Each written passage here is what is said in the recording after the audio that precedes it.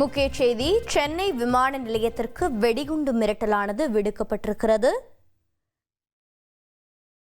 இதனையடுத்து வெடிகுண்டு நிபுணர்கள் தீவிர ஆய்வு மேற்கொண்டனர். இந்நிலையில் அது புரளி என தெரிய வந்திருக்கிறது. சென்னை விமான நிலையத்திற்கு வெடிகுண்டு மிரட்டல் வந்த இமெயில்களால் பரபரப்பு ஏற்பட்டிருக்கிறது. மேலும் விவரங்களை செய்தியாளர் கசாலி வழங்கிட கேட்கலாம்.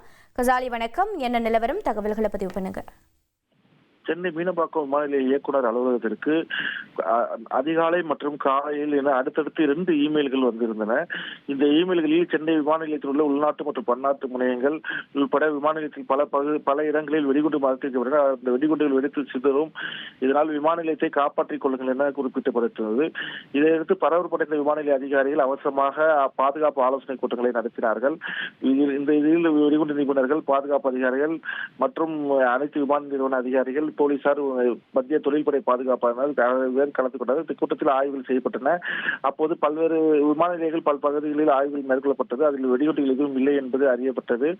இது வழக்கமாக வரக்கூடிய வெடிகுண்டு புரளி இமெயில் தான் என்பதை தெரிய வந்ததற்கு இது தொடர்பாக விமான போலீசில் புகார் செய்யப்பட்டது.